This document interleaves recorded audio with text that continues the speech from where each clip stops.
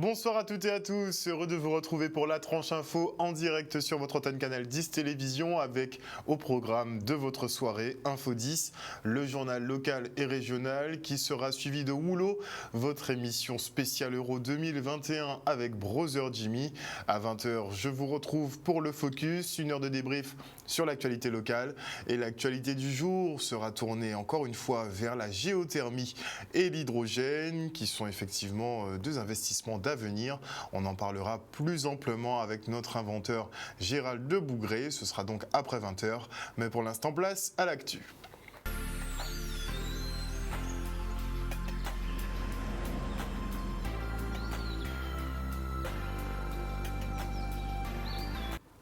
Nous sommes le mercredi 7 juillet 2021 et voici les titres de ce journal. Nous irons sur le site de la mobilisation des agents d'EDF Archipel Guadeloupe qui dénoncent un manque d'effectifs criant pour assurer les missions quotidiennes. Puis nous ferons un point sur la bataille menée par le SNEG contre le régime simplifié d'imposition, le RSI, qui aurait bien arnaqué les entrepreneurs de l'île. Et enfin, nous reviendrons sur la victoire des Guada Boys face à l'équipe du Guatemala. Ils se qualifient pour les phases finales de la Gold Cup. Et notez avant de développer ces quelques titres qu'aux alentours d'une heure ce matin, le président haïtien Jovenel Moïse a été assassiné devant son domicile en banlieue de Port-au-Prince. Ce dernier a été exécuté par des tirs d'un commando lourdement armé. Sa femme a également été touchée et décédera des suites de ses blessures. Jovenel Moïse était au pouvoir depuis 2017. Sa légitimité était remise en question depuis plusieurs mois maintenant. L'opposition et la société civile réclamaient de nouvelles élections et lui avait préféré organiser cette échéance par le biais d'un référendum sur une nouvelle constitution. Un scrutin qui avait été reporté donc au 26 septembre prochain en raison du Covid.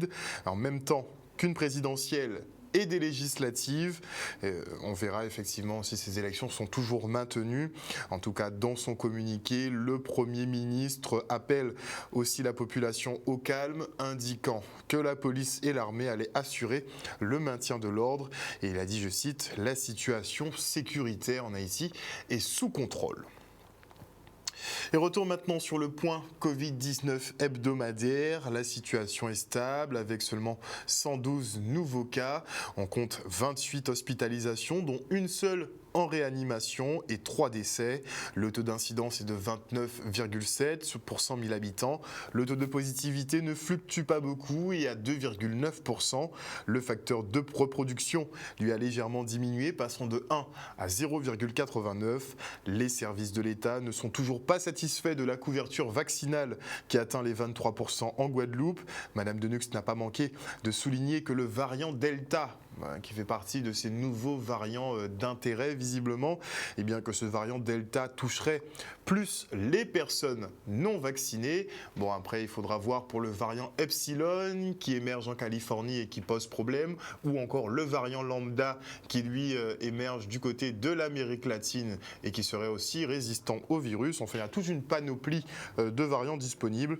Mais d'un point de vue sécuritaire, en tout cas, le préfet de région Alexandre Rochat confirme le rétablissement des motifs impérieux entre la Guadeloupe et la Martinique. Et si la situation épidémiologique se détériore cette semaine, il envisage de restaurer le couvre-feu. Ça risque de poser problème pour les organisations de vacances. Et il a d'ailleurs mis l'accent sur le port du masque, la distanciation physique, le respect des protocoles dans les lieux clos, mais aussi et surtout la vaccination qui, selon le gouvernement français, serait le seul moyen de contrer la 4e vague qu'il redoute. Mais vu le placardage, visiblement ça risque d'arriver, donc préparez-vous. Et après les coupures d'eau, viennent sans doute les coupures d'électricité. Les agents d'EDF Archipel Guadeloupe sont actuellement en grève pour dénoncer le manque de personnel pour l'entretien des infrastructures et les missions du quotidien. Le reportage. Aujourd'hui, EDF est une entreprise comme toutes les autres. Sa seule préoccupation, c'est faire du profit. Et dans ce cadre-là, On demande aux agents EDF de faire 2 métiers, mais par contre ils seront payés pour qu'un seul métier. Donc forcément ça crée des frustrations et on peut comprendre des travailleurs qui demandent la juste reconnaissance au regard de leur qualification. Ce qu'il faut bien comprendre, c'est que EDF est dans la même logique, par exemple de ce qu'a pu faire la Générale des Eaux qui a conduit à la faillite de l'eau dans le pays.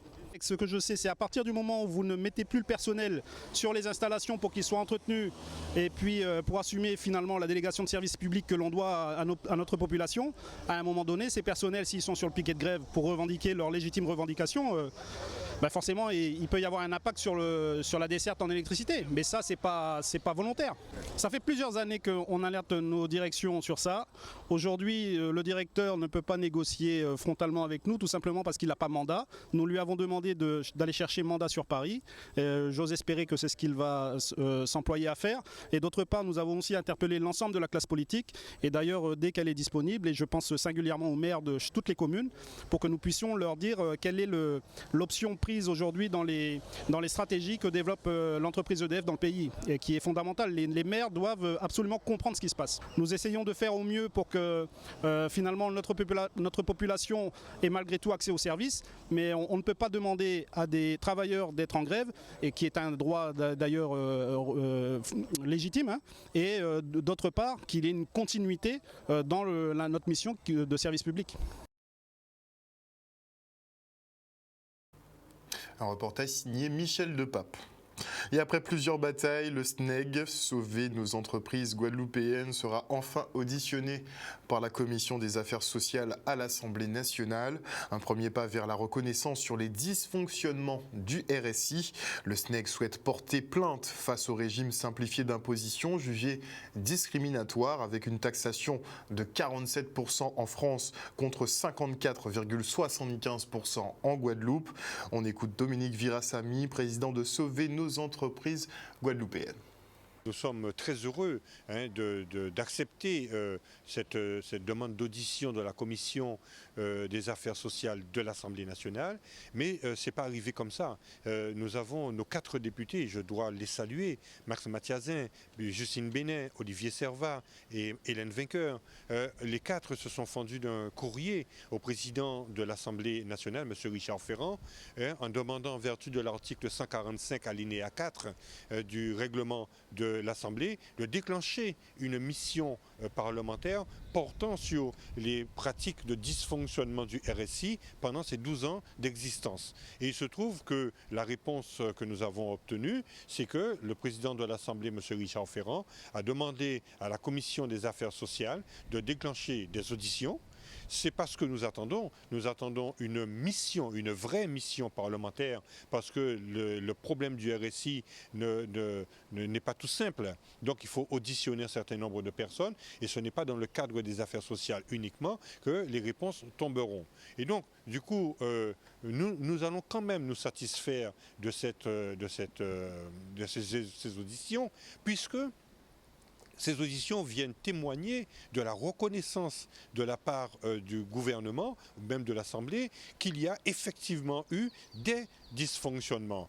À ce moment-là, cela nous met en position d'être en droit fondé, de déposer plainte contre le RSI, puisque ça fait un moment qu'avec mon avocate, Maître Evita Chevry, nous travaillons sur cette plainte, parce qu'il ne faut pas tout simplement déposer une plainte, mais il faut veiller à la recevabilité de cette plainte. Et donc du coup, nous sommes très contents de voir que nous allons pouvoir aujourd'hui mettre d'autres chefs d'accusation contre le RSI et exiger qu'il y ait des réparations. Le RSI a édité un dépliant pour la protection sociale spécialement dans les DOM, ce qui est très grave, puisque l'article 1 de la Constitution dit bien que la France est une et indivisible. Je n'arrive pas à comprendre qu'en France, les réels simplifiés ont une taxation au taux de 47% et qu'en Guadeloupe, nous sommes à 54,75%. Il y a une discrimination marquée, et donc à cause de cette discrimination, il faudrait déjà que nos parlementaires puissent déposer un amendement pour équaliser cette discrimination, et ce qui permettra dans un premier temps aux chefs d'entreprise d'être moins taxés, et donc il n'y a pas de petits bénéfices. Ainsi, les chefs d'entreprise vont commencer à respirer un peu mieux. Un reportage signé Marine Molza et Maxime Morel. Et maintenant, je reçois Franz Fogea, qui est directeur du régime agricole à la Sécurité sociale. Bonsoir, monsieur Fogea. Bonsoir, monsieur Luce. Alors déjà, il faudrait reprendre pour les téléspectateurs les missions, effectivement, de ce régime agricole à la CGSS. Oui, alors en fait, la Caisse générale de sécurité sociale, dans ses missions, assure la protection sociale, la sécurité sociale des non-salariés agricoles, c'est-à-dire les chefs d'exploitation.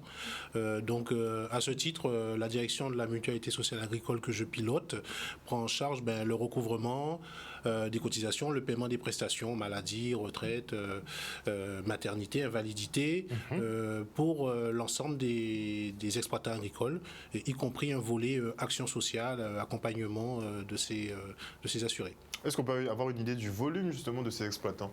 Oui, alors le régime agricole, en Guadeloupe, il couvre pour la santé environ 9600 assurés et bénéficiaires.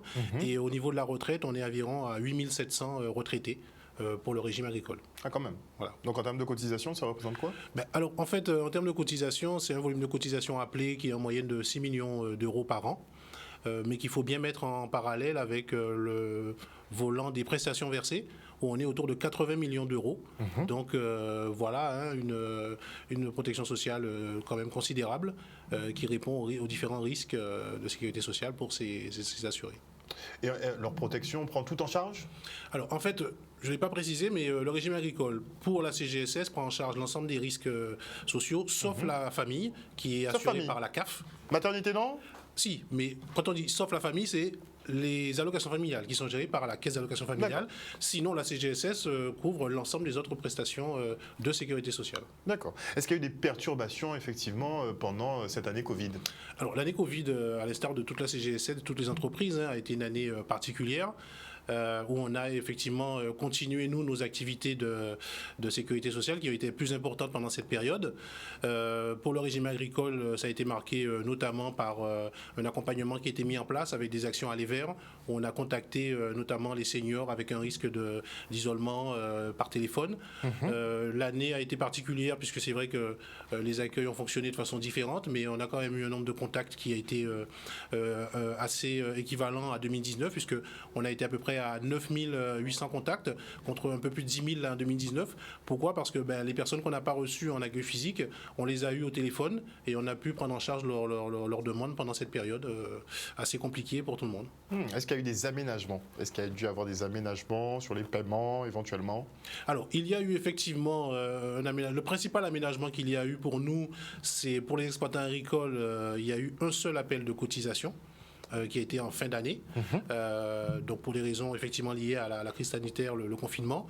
Il faut savoir aussi qu'une des mesures phares que le régime agricole a gérées autour des cotisations cette année, ça a été une réduction forfaitaire sur les cotisations qui a été mise en place par l'État et qui, en Guadeloupe, a concerné environ 1040 chefs d'exploitation et qui a représenté une réduction de cotisation de à peu près 940 000 euros. Donc ce qui n'est pas négligeable par rapport aux 6 millions de cotisations appelées par an. Est-ce que la mensualisation fonctionne bien?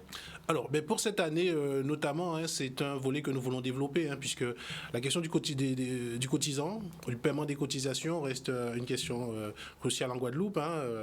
Sans faire le lien avec le sujet précédent, mais c'est une question importante. Et nous, dans l'accompagnement des exploitants agricoles, ce que nous entendons, c'est développer cette mensualisation qui aujourd'hui ne représente que peut-être 35% de notre fichier pour permettre à l'exploitant agricole de mieux intégrer ses paiements dans son budget et de les lisser sur l'année pour permettre effectivement de garantir un meilleur recouvrement de ces cotisations et plus harmonieux. Est-ce qu'il n'y aura pas une automatisation ou un prélèvement à la source? Non, pour le moment, ce genre de choses ne sont pas prévues. C'est pour ça qu'on est plutôt dans de l'accompagnement. On met aussi en place des plans de paiement par rapport aux cotisants qui ont des difficultés, qui peuvent se rapprocher de nous, avec des moratoires, avec des actions qui peuvent se faire entre 2 ans, voire plus, exceptionnellement, pour arriver en fait à mettre à jour leur dette sociale, ce qui est très important pour certaines des prestations auxquelles ils ont droit. Est-ce que vous avez des partenaires privilégiés?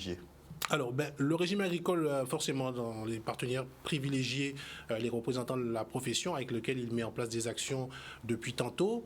On parle notamment des SICA, on parle aussi de la Chambre d'agriculture, la DAF, la Direction de l'agriculture et des forêts. Voilà. Tous ces partenaires, dans leurs prérogatives, forcément, il y a des actions qui rejoignent celles de la CGSS et du régime agricole qui, lui, est cantonné à son rôle autour de la sécurité sociale et de l'accompagnement des assurés. Est-ce qu'on pourrait avoir une idée d'actions précises que vous menez sur le terrain? Alors, les actions sur le terrain, par exemple, en 2019, on avait initié une action qui était les comités de gestion financière décentralisés. Le comité de gestion financière, c'est une instance, une émanation du conseil d'administration de la CGSS et qui concerne les exploitants agricoles. Instance au sein de laquelle siègent les administrateurs issus du collège agricole. Et dans cette instance qui a une portée politique, elle peut déterminer des politiques à mener en termes de communication, en termes d'action sociale sur le territoire. Cette instance a été délocalisée. La CGSS, le régime agricole, s'est rendu à Marie-Galante. Et il y a eu 2 journées où on a rencontré alors je dis on parce que c'est l'équipe. Moi, j'ai rejoint cette équipe entre-temps. L'équipe a rencontré les agriculteurs, donné des informations, des séminaires. On a aussi des rendez-vous qui s'appellent le recouvrement à vos portes, où les gestionnaires de recouvrement se déplacent dans les SICA sur le terrain pour apporter des renseignements, pour accompagner les agriculteurs dans leur démarche. Voilà. Vous allez sur place, mais est-ce que vous êtes sur les réseaux? Alors, nous sommes également sur les réseaux, puisque dans le contexte actuel, on a développé notre offre de services en ligne. Par exemple, entre 2019 et 2020, on a eu plus de 33% de comptes MSA et moi qui ont été créés. On est également présent avec un site internet, donc le site internet de la CGSS, qui renvoie vers le site propre aux exploitants agricoles. Et bien sûr, on a un accueil téléphonique, un accueil centralisé. Voilà, on est présent sur tous les canaux de contact actuels pour l'accompagnement de nos assurés. Et où est-ce qu'on trouve toutes ces coordonnées? Alors, toutes ces coordonnées, le plus simple pour les trouver, c'est sur le site www.cgss-guadeloupe.fr. Merci beaucoup, Monsieur Fogéa, d'être venu sur ce plateau pour nous donner ces précisions sur les missions du régime agricole à la sécurité sociale. Merci encore. Merci. Et après l'annonce des résultats du baccalauréat, place maintenant remise de prix. Le rectorat a accueilli ce matin les meilleurs bacheliers du département et une mention spéciale adressée à ceux qui se sont consacrés à des filières professionnelles. Le reste en images. Cette cérémonie est toujours exceptionnelle parce que nous célébrons à travers les meilleurs bacheliers de chaque établissement et les meilleurs bacheliers de l'académie. Nous célébrons tous les bacheliers qui ont obtenu leur diplôme. Donc c'est une manière de les féliciter, de remercier toutes les équipes dans les établissements au rectorat qui se sont investis pour contribuer à leur réussite. Et franchement, cette fin d'année, qui a été parfois une année difficile, c'est aussi vraiment un moment de très grande joie de voir qu'on amène les élèves vers cette réussite. Et on a eu des situations exceptionnelles, des moyennes pour certains très élevées, des profils d'élèves qui sont exceptionnels. Donc tout cela participe au rayonnement de l'académie et de la Guadeloupe. Donc je suis là pour accompagner la meilleure élève du CRU du Bac Pro de cette année au lycée, donc une jeune. Alors c'est intéressant parce que c'est un lycée qui accueille en majorité des garçons, et là c'est une fille qui donc j'ai une certaine fierté de cela. Donc elle représente, elle a obtenu la meilleure moyenne dans le lycée sur une filière qui est une filière quand même particulière au niveau donc de l'académie, c'est la filière de métier de la sécurité. Une fille qui, c'est important pour moi parce qu'il y a une reconnaissance non seulement du travail, non seulement de la voie professionnelle qui est une voie d'excellence. Et je crois que ce type de cérémonie permet effectivement de véhiculer cette idée-là, que ça rentre dans la conscience de tous, que la voie professionnelle est aussi une voie d'excellence. Maintenant, chapeau pour nos Guada Boys qui sont en route pour les phases de groupe de la Gold Cup. La sélection s'est imposée hier face au Guatemala après une séance de tir au but. Nos joueurs intègrent donc le groupe C en compagnie de la Jamaïque, du Costa Rica et du Suriname pour les finales. Le reportage. On est heureux, on a quand même fait quelque chose de grand hier soir. Pour ma part, ça sera ma première Gold Cup. Et on a un groupe qui vit bien, on est bien, on a un staff incroyable. On mérite vraiment d'être à la 7 Gold Cup. On a énormément de qualité, on s'est fait confiance sur ce match. Ils avaient l'avantage d'avoir leur public. Nous, mentalement, on a tenu ensemble.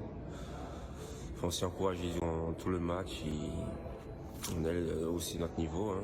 Et ça a payé. Ouais, c'est vrai que sincèrement, c'est la première fois que je suis une séance de tir au but aussi longue. De là à tirer aussi, c'est la première fois de ma carrière que je tire à penalty. Pour moi, les penalty, c'est de la loterie. Et du coup, on va dire qu'on a tiré le bon numéro, tout simplement. J'avais à cœur de au moins en arrêter un, tu vois, parce que c'était chaud quand même. Bon, après, j'en ai arrêté un, heureusement. Mais ouais, tu te dis qu'il faut essayer d'aider l'équipe et au moins d'en arrêter un. Et quand tu réussis à en faire au moins un, tu te dis, bon voilà, tu fais que la moitié du boulot parce que derrière, il fallait tirer aussi, enfin, en ce qui me concerne. Et voilà, mais franchement, non, c'est une très belle expérience et ça nous a souri, donc tant mieux. L'objectif quand même a été atteint. Maintenant, on va jouer vraiment libéré et on va tout donner. It's over. Guadeloupe to the group stage of the Gold Cup in penalties. Et inscrivez dans vos agendas que les prochaines rencontres des Guada Boys se dérouleront donc le 12 juillet à 21h contre le Costa Rica, ensuite le 16 juillet à 18h30 contre la Jamaïque et le 20 juillet à 19h contre le Suriname. Et on prend la direction du Stade du Moule pour le lancement du dispositif Ticket Sport Vacances. La politique sportive du Moule, c'est quelque chose d'exemplaire. Ce n'est pas parce que je suis adjoint maire responsable du sport que je le dis, mais l'ensemble des Guadeloupéens le reconnaît. Nous avons un parc d'infrastructures sportives assez conséquent et nous recevons l'ensemble des sports, il faut le dire, l'ensemble des sports sont pratiqués au Moule. Donc, mais aujourd'hui, c'est pour faire détecter par ces tickets sport, par ces rencontres-là avec les jeunes, détecter de jeunes athlètes, des jeunes footballeurs, des jeunes surfeurs, parce qu'il ne faut pas l'oublier que nous sommes les premiers champions de France et du monde, ce sont des Mouliens qui sont les champions. Nous avons le club de rugby, nous avons le club on a tout le sport, tous les sports qui sont pratiqués au niveau de ce pays Guadeloupe. Donc aujourd'hui, nous pouvons dire que la ville du Moule, et nous remercions l'équipe municipale, le conseil municipal et surtout Madame le maire, Madame Gabrielle Carabin, de nous donner les moyens pour mettre en place cette politique sportive. L'opération vacances sportives, c'est autour du sport, hein. C'est tous les sports collectifs, handball, basket, football, volley, les sports nautiques, kayak, planche à voile, surf, paddle, natation. Les sports de combat, cette année aussi, le judo, le boxe thaï et le taekwondo. Et on a rajouté un petit peu de culture, donc on va retrouver les jeux vidéo, les jeux de société et aussi des randonnées, des marches de randonnée. Donc tous les sports, c'est permettre aux jeunes de s'approprier des lieux, des structures de la ville du Moule, d'utiliser les structures, le gymnase, le parc aquatique, la plaine de beach, volley, le bac à sable à l'autre bord, le terrain ici aussi, le terrain synthétique, le terrain en herbe. C'est pour permettre aux enfants de s'acquérir des lieux, de s'approprier des lieux de la ville du Moule et puis de tout, vraiment mettre tous les sports. Non, j'ai pas encore choisi. Je sais qu'il y a du volley, du foot. Je pense plus prendre le volley parce que c'est plus intéressant, je trouve. Qu'est-ce que cela représente pour toi, le ticket sport? C'est une grande chose, c'est bien le ticket sport, ça permet aux jeunes de notre âge d'aller se dépenser et de faire du sport. Et ça évite de rester chez soi et tout ça, et puis c'est une très bonne chose. J'espère pouvoir m'amuser, faire de nouvelles connaissances et m'occuper, ça me permettra de ne pas rester chez moi. Voilà, chers téléspectateurs, nous sommes arrivés au terme de ce journal. Notez effectivement, je m'en rappelle puisque ça circule un peu sur les réseaux, il y a une plainte portée contre X suite aux coupures d'eau qui circulent sur les réseaux. Et bien notez que le procureur de la République, Patrick Desjardins, a ouvert une enquête préliminaire pour mise en danger de la vie d'autrui, notamment par rapport à cette coupure d'eau hier qui a beaucoup impacté la clinique des Eaux Claires. En tout cas, passez une excellente soirée à l'écoute des programmes programmes de Canal 10. N'oubliez pas que chez nous, vous faites l'information que nous diffusons. Le journal local revient demain à 18h30. Je vous fais des bisous.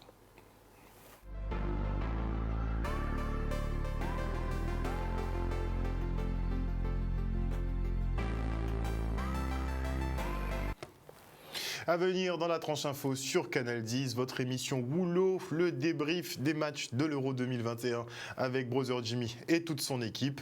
Nous, on se retrouve à 20h pour le Focus. On parlera géothermie et hydrogène, encore une fois, avec notre inventeur Gérald Bougré. Et avant la coupure pub, je dis bonsoir à Madly Congrès, à Teddy Bamberg, à Joël Bazit, à Odile Zingilet, à Maggie Delaney, à Franck Abar, à Petro François, à Marie-Hélène Borès, à Dara Pelli, à Isabelle Le Guern. Bonsoir à Tati Véronique, gros bisous Tati. Bonsoir à Claudie Giraud-Girard, bonsoir à Viviane Coton, bonsoir à tous les internautes, y compris Johanna Bon, Claudie Giraud-Girard et Lydie Ratier. On se retrouve à 20h, 20h30 d'ailleurs, puisque le Woulot va durer un peu plus longtemps que prévu ce soir.